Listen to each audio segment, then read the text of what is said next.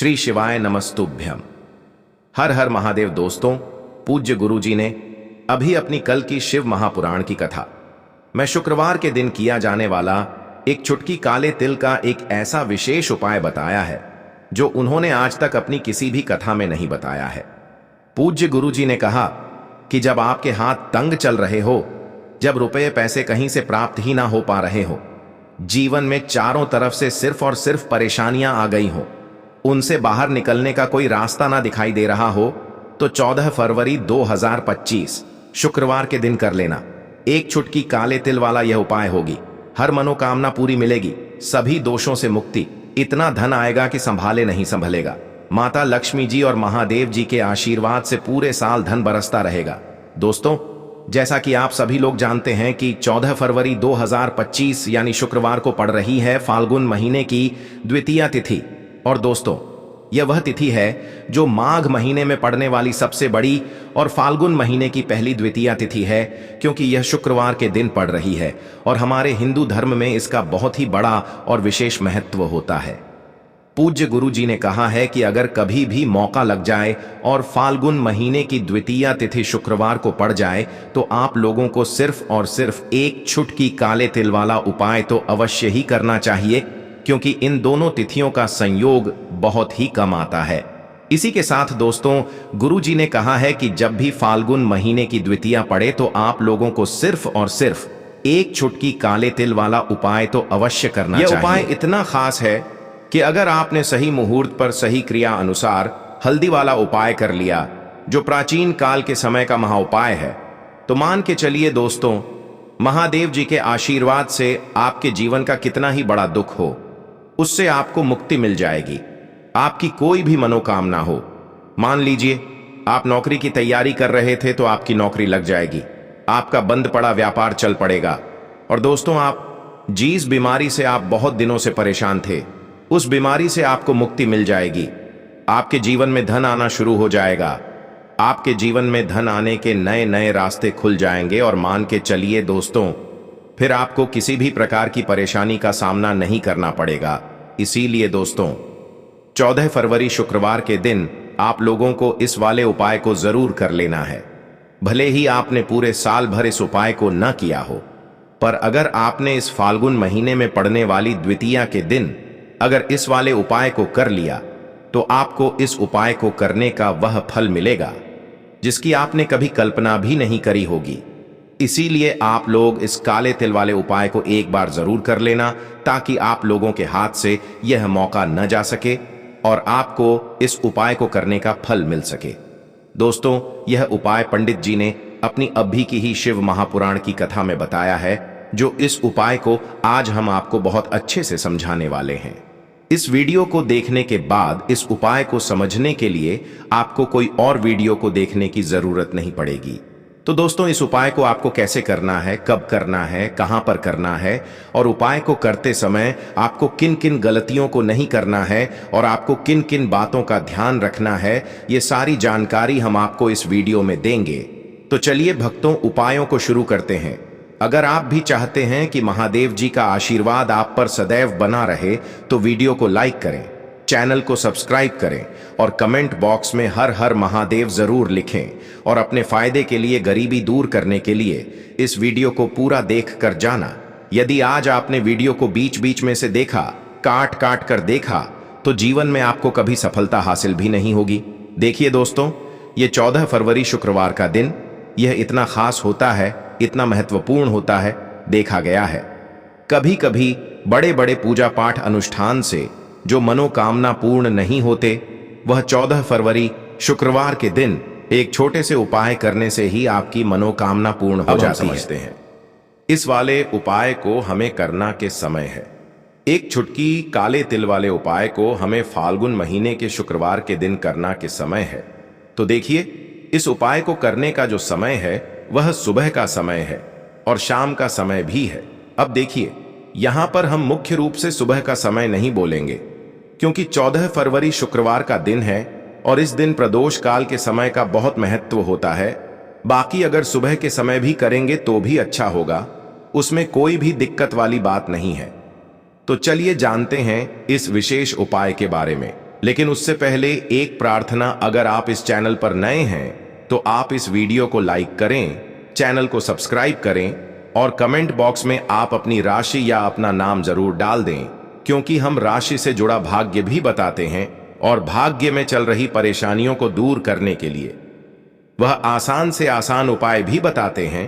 तो चलिए अब हम अपने सबसे पहले उपाय की बात कर लेते हैं। तो चलिए बात करते हैं हमारे पहले उपाय की। देखिए, इस उपाय के लिए आपको 2 दीपक लेने होंगे। दोनों ही दीपक आप मिट्टी के भी ले सकते हैं और दोनों ही दीपक आप शुद्ध आटा मढ़कर उनके भी तैयार कर सकते हैं। अब दोस्तों, दोनों ही दीपक के अंदर आपको शुद्ध घी का प्रयोग करना होगा और एक दीपक के अंदर आपको गोल रुई की बाती का प्रयोग करना होगा और एक दीपक के अंदर आपको लंबी बाती का प्रयोग करना होगा।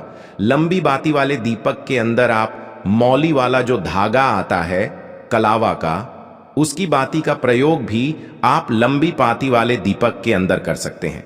देखिए, 2 दीपक वाला ये चमत्कारी उपाय केवल शुक्रवार की रात्रि में ही किया जाता है, इसीलिए आपको इस उपाय को बहुत ही ध्यान से समझना। इसी के साथ में आपको 1 चुटकी काले तिल के दाने लेना है और इसी के साथ में आपको मात्र 1 चुटकी हल्दी भी लेनी होगी। अब दोस्तों, ये सभी सामग्री लेकर के आपको रात्रि के समय पहुंच जाना है अपने घर में, जहां कहीं भी तुलसी जी का पौधा, तुलसी माता का निवास स्थान है, वहां पर देखिए दोस्तों, सबसे पहले तो आपके पास जो एक गोल बाती का दीपक, उसे आपको तुलसी जी के वहां पर प्रज्वलित करना है।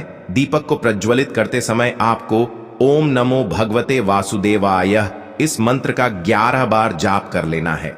अब देखिए दोस्तों, आप जो 1 चुटकी काले तिल के दाने लेकर के आए हैं, उन्हें आपको अपने सीधे हाथ में रखना है और जो आपने गोल बाती वाला दीपक प्रज्वलित किया है माता तुलसी जी के वहां पर, उसके ऊपर से आपको इन 1 चुटकी काले तिल को गड्ढी की दिशा में घुमाना है। आपको अपना नाम और अपनी गोत्र को बोल देना है और फिर आपको इन काले तिल को उससे जलते हुए दीपक के अंदर डाल देने हैं। देखिए, काले तिल भगवान विष्णु के पसीने से उत्पन्न हुए हैं और जब भी हम यह दीपक नवमी की रात्रि में प्रज्वलित करते हैं तो इससे हमें हमारे कर्ज में राहत मिलती है, हमारे जीवन में धन प्राप्ति के नए नए मार्ग खुलते हैं, हमारा अगर कोई भी कार्य रुका हुआ है तो वह भी परिपूर्ण होता है। देखिए, गोल बाती का जो दीपक है, विशेषकर हम माता तुलसी के वहां पर भगवान विष्णु और माता लक्ष्मी के निमित्त प्रज्वलित कर रहे हैं। इस प्रकार से आपको ये दीपक प्रज्वलित कर देना है। अब जो आपके पास लंबी बाती का दीपक है, 1 चुटकी हल्दी है, तो इससे आपको लेकर के पहुंचना है अपने घर के मंदिर में। आपके घर के मंदिर में माता लक्ष्मी की जो भी प्रतिमा ही मूर्ति है, उनके सामने सबसे पहले तो आपको ये लंबी बाती का दीपक रखना है। फिर आपको दीपक को प्रज्वलित कर देना है। दीपक को प्रज्वलित करते समय आपको ओम महालक्ष्मी नमः इस मंत्र का जाप करते रहना है। अब दोस्तों, आपके पास जो 1 चुटकी हल्दी है, उसे आपको अपने सीधे हाथ में रखना है और इस 1 चुटकी हल्दी को आपको उस दीपक के ऊपर से 11 बार घड्डी की दिशा में घुमाना है और आपको ओम महालक्ष्मी नमः मंत्र का जाप करते रहना है और इस 1 चुटकी हल्दी को आपको उसे दीपक के अंदर डाल देना है। देखिए, 1 चुटकी हल्दी वाला जो दीपक है आपके जीवन से दुर्भाग्य को समाप्त करता है, माता लक्ष्मी की आपको कृपा प्राप्त करवाएगा, धन प्राप्ति के आपके जीवन में नए नए मार्ग बनाएगा। देखो, अगला उपाय है वो भी बहुत ज्यादा खास है। तीनों उपाय को आप जरूर सुनना, क्योंकि जो आपको अच्छा लगे वो उपाय आप कर सकते हैं। देखिए, इस उपाय के लिए आपको 2 हरी इलायची लेनी होगी। हरी इलायची आपको साबुत लेनी है, खंडित नहीं होनी चाहिए। और इसी के साथ में आपको मात्र थोड़ा शहद लेना है। शहद आपको मात्र आधा चम्मच या फिर उससे भी कम ले लेना है और इसी के साथ में आपको 1 दीपक ले लेना है। दीपक आप चाहे तो मिट्टी का भी ले सकते हैं और आप चाहे तो शुद्ध आटा मढ़कर उसका दीपक भी आप तैयार कर सकते हैं। इस दीपक के अंदर आपको मौली का जो धागा आता है कलावा का, उसकी बाती का प्रयोग करना होगा, यानी कि इस दीपक के अंदर आपको लाल रंग की बाती का प्रयोग करना होगा और इस दीपक के अंदर आपको शुद्ध घी का प्रयोग करना होगा। अब ये सारी सामग्री लेकर के आपको अपने घर में जो भी मंदिर है वहां पर पहुंच जाना है और आपको माता लक्ष्मी के किसी भी स्वरूप के सामने बैठ जाना है। अगर माता लक्ष्मी की फोटो है, माता लक्ष्मी की प्रतिमा है, तो उनके सामने आपको बैठ जाना है। अगर माता पार्वती की प्रतिमा है तो उनके सामने आपको बैठ जाना है, यानी कि किसी भी माता के स्वरूप के सामने आपको बैठ जाना है। अब देखिए, सबसे पहले तो आपको माता रानी के सामने थोड़ी सी चावल की ढेरी बना देनी है, यानी कि थोड़ी सी अक्षत के दाने आपको माता रानी के सामने रखना है। उसके बाद आप जो एक दीपक लेकर के गए हैं, उस दीपक को आपको उन्हीं चावल के दानों के ऊपर रख देना है और फिर इस दीपक को आपको माता रानी के सामने प्रज्वलित कर देना है। देखें, इस दीपक को प्रज्वलित करते समय आपको ओम महालक्ष्मी नमः इस मंत्र का लगातार जाप करते रहना है। दीपक को प्रज्वलित करने के बाद आप जो 2 हरी इलायची लेकर के गए हैं, उसमें से एक हरी इलायची को तो आपको उसी दीपक के अंदर डाल देनी है और वहीं पर आपको कम से कम 21 बार ओम महालक्ष्मी नमः इस मंत्र का जाप कर लेना है। अब आपके पास जो शहद है और एक हरी इलायची है, उसे सीधे आपको लेकर के पहुंच जाना है। भगवान शिव के मंदिर में पूज्य गुरु जी ने बताया है कि यह उपाय आपको सिर्फ और सिर्फ शाम के समय ही करना होगा। शाम को जब भी सूर्यास्त का समय होता है तो उस समय आपको यह उपाय करना है। लेकिन सबसे पहले तो आपके पास जो एक हरी इलायची है, उसे आपको उस शहद के अंदर अच्छे से डुबो देना है, यानी कि शहद का लेपन उसे हरी इलायची के ऊपर चारों तरफ आपको कर देना है। अब यह जो शहद से युक्त हरी इलायची है, इससे आपको भगवान शिव के शिवलिंग पर अर्पित कर देनी है और आपको वो श्री शिवाय नमस्तुभ्यम इस मंत्र का लगातार जाप करते रहना है। फिर इसके बाद आपको एक लोटा जल भी अपने साथ लेकर के जाना। तो यह एक लोटा जल भी आपको धीरे धीरे शिवलिंग पर समर्पित कर देना है और आपको श्री शिवाय नमस्तुभ्यम इस मंत्र का जाप करते रहना है। फिर इसके बाद आपको अपने घर आ जाना है। इस प्रकार से आपको ये उपाय कर लेना है। तो चलिए दोस्तों, जान लेते हैं गुरुजी द्वारा बताए गए दूसरे उपाय के बारे में। देखिए, इस उपाय के लिए आपको लेना है 11 चावल के दाने। गुरुजी ने कहा है चावल के दाने खंडित नहीं लेने हैं, बिल्कुल साबुत होने चाहिए। उसके साथ में आपको लेना है एक बेलपत्र। बेलपत्र का भी एक नियम है, अगर आपके पास बेलपत्र नहीं है तो आप शिवलिंग से उठाकर उसको पुनः शुद्ध जल से धोकर इस्तेमाल कर सकते हैं। इस प्रकार आपको बेलपत्र लेना है। इसके बाद आपको एक लोटा जल लेना है। अब ये सब सामग्री लेकर आपको जाना है महादेव के मंदिर में।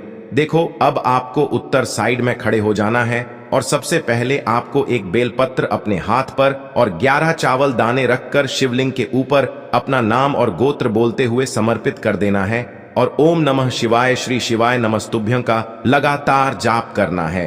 अब आपको जो एक लोटा जल साथ में लेकर आए थे, उसे धीरे धीरे बेलपत्र और चावल दाने के ठीक ऊपर आपको समर्पित करते जाना है और शिव पुराण के मूल मंत्र श्री शिवाय नमस्तुभ्यं का 11 बार जाप करना है और अपनी मनोकामना बोलते जाना है। देखो, बस छोटा सा उपाय करना है, देखना एक दिन आपके सब काम बनने लग जाएंगे। गुरुजी का बहुत ही विशेष उपाय है। चलते हैं तीसरे उपाय की तरफ। देखिए, इस उपाय के लिए आपको एक तांबे के पात्र के अंदर सबसे पहले अपने घर से शुद्ध जल लेना है। फिर इसी के साथ में आपको मात्र थोड़ा सा शहद लेना होगा। शहद आपको आधा चम्मच या फिर उससे भी कम लेना है और इसी के साथ में आपको एक प्यारी सी बेलपत्र ले लेनी है। बेलपत्र यदि आपको नहीं मिल पाती है तो भगवान शिव के शिवलिंग पर चढ़ी हुई बेलपत्रों को आप पुण्य शुद्ध जल से धोकर के उपयोग कर सकते हैं और बेलपत्र जो है वह कहीं से भी कटी फटी खंडित नहीं होनी चाहिए। अब ये तीनों सामग्री लेकर के सीधे आपको पहुंच जाना होगा भगवान शिव के मंदिर में। ये उपाय सुबह से लेकर के शाम तक किसी भी समय कर सकते हैं। देखिए, सबसे पहले तो आपके पास जो शहद है, उससे आपको अपने सीधे हाथ की छींटी उंगली के जो पास वाली उंगली होती है, अनामिका उंगली, उसमें थोड़ा सा शहद आपको लेना है और इससे फिर आपको शिवलिंग पर जहां माता सुंदरी का स्थान होता है, वहां पर आपको ओम का निर्माण करना है। लेकिन जलाधारी के बिल्कुल बीच में जो स्थान होता है, उससे माता अशोक सुंदरी का स्थान कहते हैं और इसी स्थान पर आपको शहद से ओम का निर्माण करना है। अब दोस्तों, आपके पास जो एक बेलपत्र है, उससे आपको अपने सीधे हाथ की हथेली पर रखना है और महादेव से आपको अपनी वह विशेष मनोकामना, आपके जीवन में जो भी संकट चल रहे हैं, जो भी समस्याएं चल रही हैं, जो भी जीवन में दुर्भाग्य बना हुआ है, आप अपने किसी भी कार्य में सफल नहीं हो पा रहे हैं, तो जिस भी प्रकार की आपकी समस्या है, उसे दूर करने के लिए आपको महादेव से प्रार्थना कर लेनी है और फिर यह जो एक बेलपत्र है इससे आपको शिवलिंग पर माता अशोक सुंदरी वाले स्थान पर समर्पित कर देनी है। देखिए जहां पर आपने ओम का निर्माण किया है उसी के ऊपर आपको ये बेलपत्र भी समर्पित कर देनी है। देखिए बेलपत्र की चिकनी साइड का हिस्सा शिवलिंग से स्पर्श होगा और इसकी जो डंडी है वो आपको जलाधारी की ओर रखनी है। पत्ती वाला भाग शिवलिंग की तरफ रहेगा। इसी प्रकार से आपको यह बेलपत्र समर्पित कर देनी है। अब दोस्तों आपके पास जो एक जल का पात्र है उसमें से थोड़ा सा जल तो आपको बेलपत्र की जो आगे वाली पत्ती है उस पर आपको समर्पित करना है और आपको श्री शिवाय नमस्तुभ्यम इस मंत्र का जाप कर लेना है। फिर उस पात्र के अंदर जो जल बचेगा उसे पूरा आपको भगवान शिव के शिवलिंग पर धीरे धीरे समर्पित करते जाना है और लगातार आपको शिव महापुराण के मूल मंत्र श्री शिवाय नमस्तुभ्यम इस मंत्र का जाप करते रहना है। गुरुजी ने कहा है कि जल आपको इतने धीरे धीरे समर्पित करना है कि जल समर्पित करते हुए आप कम से कम 11 बार श्री शिवाय नमस्तुभ्यम या फिर ओम नमः शिवाय इस मंत्र का जाप कर सके। फिर इसके बाद वापस आपको अपने घर आ जाना है। इस प्रकार से आपको ये उपाय कर लेना है। आप देखेंगे कि आपकी सभी मनोकामनाएं अवश्य ही पूरी होंगी। ये उपाय आपको अवश्य करने हैं। इस वीडियो में हमने आपको 3 से 4 महा उपाय आपको बताए हैं जो आपको शुक्रवार के दिन करने हैं। अगर आपके मन में उपाय से जुड़ा कोई भी सवाल है तो हमें कमेंट बॉक्स में पूछ सकते हैं। उपाय करते समय कोई भी गलती नहीं करनी है। अगर आपको हमारी वीडियो पसंद आए तो हमारे इस चैनल को सब्सक्राइब जरूर करें। हर हर महादेव। ओम नमः शिवाय। श्री शिवाय नमस्तुभ्यम।